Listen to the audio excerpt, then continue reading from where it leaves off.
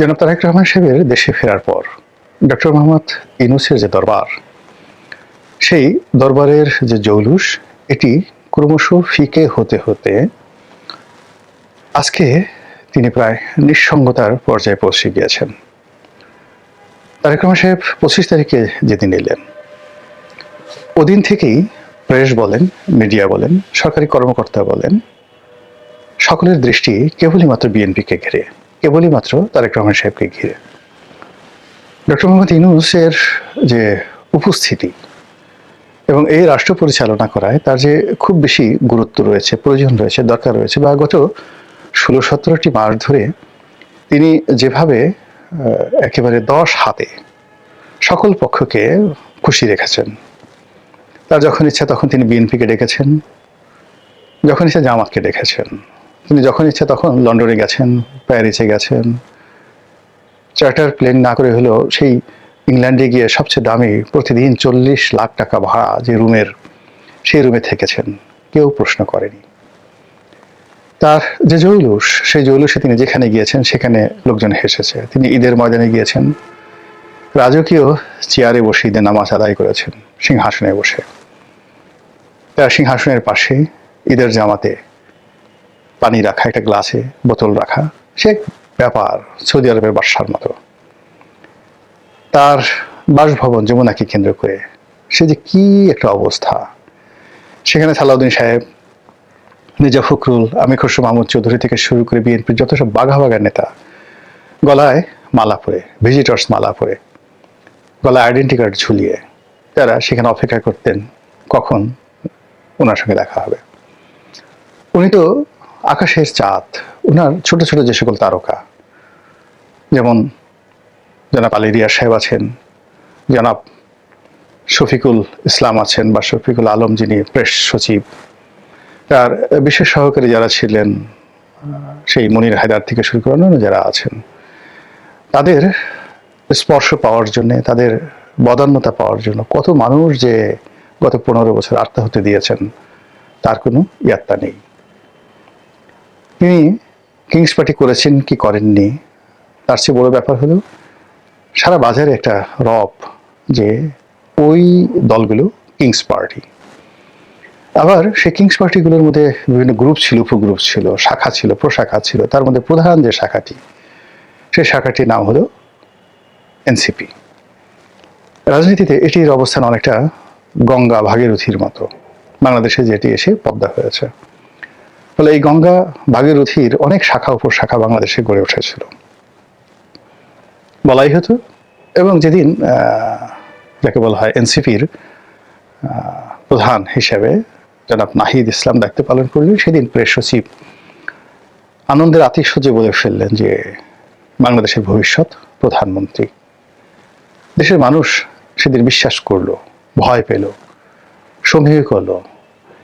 নাহিদের সঙ্গে হ্যান্ডশেক করার জন্য, ভবিষ্যৎ প্রধানমন্ত্রীর সঙ্গে ছবি তোলার জন্য কত মানুষ 32টি দাঁত বের করে তার সামনে এলো।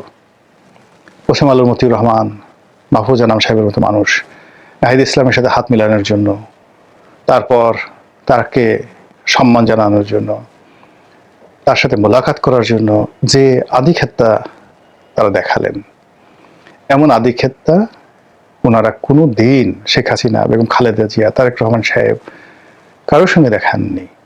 কিন্তু তারা জনাব নাহিদ ইসলাম সম্পর্কে দেখিয়েছেন। বোঝার চেষ্টা করুন যে কিংস পার্টির কি পরিমাণ দাপট এই বাংলার জমিনে ছিল। কিন্তু যেই না তারেক রহমান এলেন, এখন নাহিদ ইসলাম, এনসিপি, নাসিরউদ্দিন পাটোয়ারি, সার্জিস আলম, হাসনাত আবদুল্লাহ, যারা বাংলাদেশের সুপারস্টার ছিলেন গত 15 মাসে, যাদের কথায় বসন্তের বাতাস বইত, যাদের কথায় পাখিরা গান গাইত, যাদের কথায় বাতাস প্রবাহিত হতো, সেই মানুষগুলো এখন কোথায় আছেন, কেমন আছেন এই শীতের মধ্যে কেউ জানতেও যাচ্ছে না। যে ডক্টর মোহাম্মদ ইউনূসের মনোরঞ্জনের জন্য, তার একটি বক্তব্য শোনার জন্য, তার একটু সাক্ষাৎকে নেওয়ার জন্য, তার একটু প্রশংসা পাওয়ার জন্য, তার কাছাকাছি যাওয়ার জন্য মানুষের যে কি আকুতি, সেই মানুষগুলো সব কিছু ভুলে তারা এখন তারেক রহমান সাহেবের দরবারে হাজিরা দিচ্ছেন। যে ব্যবসায়ী নেতা, যে রাজনীতিবিদ, যারা যারা ছিলেন, সবাই এখন সেই বিএনপির দিকে ঝুঁকে পড়েছে, তারেক রহমান সাহেবের দিকে ঝুঁকে পড়েছে। ফলে ডক্টর মোহাম্মদ ইউনূস তার এই জীবনে প্রথমবারের মতো তিনি একটা মোহের মধ্যে আবদ্ধ হয়ে পড়েছেন, একটি ঘেরা টোপ যেটাকে বলা হয় তার মধ্যে পড়ে গিয়েছেন, একটি জটিল অঙ্কের মধ্যে পড়ে গেছেন। তিনি এখন ইচ্ছা করলে গ্রামীণ ফোনে যেতে পারবেন না, তিনি এখন ইচ্ছা করলে গ্রামীণ সেন্টারে যেতে পারবেন না, ইচ্ছা করলে তার সামাজিক ব্যবসার যে পসরা এটি নিয়ে তিনি ঘুরতে পারবেন না।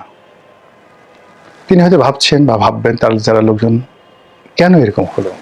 এই তো কয়েকদিন আগে তিনি যখন লন্ডনে গেলেন, তারেক রহমান সাহেব তার দলবল নিয়ে তার সঙ্গে দেখা করতে আসছেন, সে কি বিনয়, কি ভদ্রতা, কি আনুগত্য। কিন্তু যেই মুহূর্তে তারেক রহমান সাহেব বাংলাদেশে এলেন, পরিবেশ পরিস্থিতির কারণে তিনি হঠাৎ করে প্রধানমন্ত্রীর মতো তার একটা ইমেজ তৈরি হয়ে গেল, লোকজন তাকে ওইভাবে সম্মান সময় শুরু করলো। এমনকি রাষ্ট্রের যারা গুরুত্বপূর্ণ ব্যক্তি তারা এখন ডক্টর মোহাম্মদ ইউনূসের দিকে তাকাচ্ছেন না।